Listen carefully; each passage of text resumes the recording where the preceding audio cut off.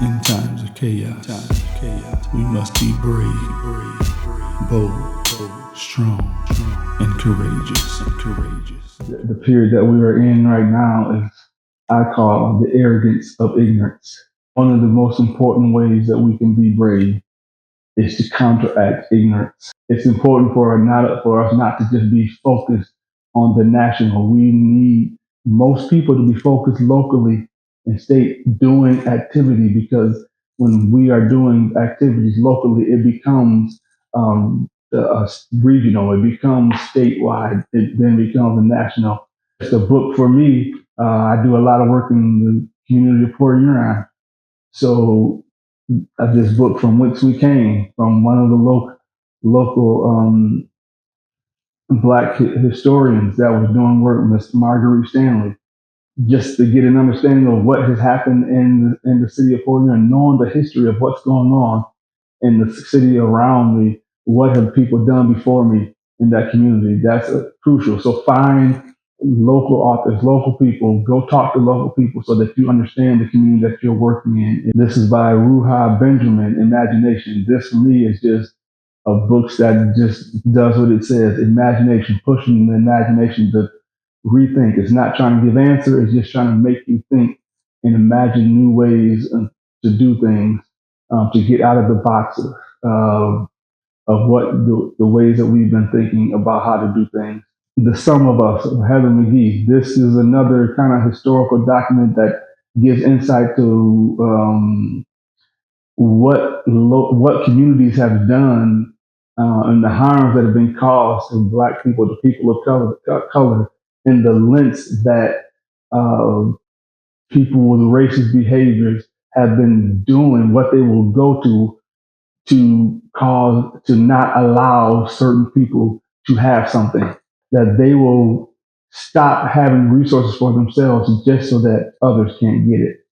And we are definitely in that phase right now. The Garden Within, Dr. Anita Phillips, it really has nothing to do with race. It's all about mental, emotional health. I do something called, with our young adults, the Soul Boardroom, and that's really soul therapy. That is really important. I come from a Christian background, and so what does the Bible have to say about mental health, about emotional health, about our well-being?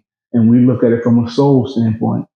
That your soul is just not some theoretical thing. Your soul is your mind, your will, and your emotion. So that it is the intent of the God to teach us how to have a strong soul. He saves our soul so that we have a strong mind, a sound mind, that we have good emotional balance, that our emotions are there to inform us. Our emotions are giving us information within our soul that if there is anger rising up, anger is not a sinful thing, not a bad thing. It's saying that there is some harm coming to you. Do something about it. Don't take action out of the anger, but some action needs to be taken. And you take that with a sound mind, right? And that, what is your moral compass? What is the base of what you believe? If the base of your moral compass, of your will, is not rooted in love, then we are not talking about God. We're not talking about the same thing. That it must be rooted in love, that must be the foundation of it. And that at all costs, whatever it takes for me, as I work and I try to lead young people, I will love them, and that means I will protect them. And that's what this book is all about, looking at the garden within, trying to understand how to have a strong emotional, mental health, and actually looking at it from the lens of the Bible. Becoming Brave. This is the author, Brenda Salton McNeil. This is actually this kind of the start of her transformation. She did a lot of work with the Christian community, trying to bring about reconciliation. And she's done the work for decades. And about the time of the Michael Brown uprisings, when she was kind of working with kids, young people, and they were saying, well, this reconciliation stuff, you're talking about is just not strong enough. It's like ignoring what's happening on the ground. And she's starting to grapple with, I've been doing this work talking about reconciliation. It's not wrong, but it's not putting people to the test. It's not strong enough to make people really take action about what they say. If we're really trying to reconcile, and it's like her transformation to say we've got to do more, and we've got to actually hold the Christian community to task. Like we can't just be talking about kumbaya while Michael Browns and other people are being murdered in the streets and no one is saying anything about it. Ignorance.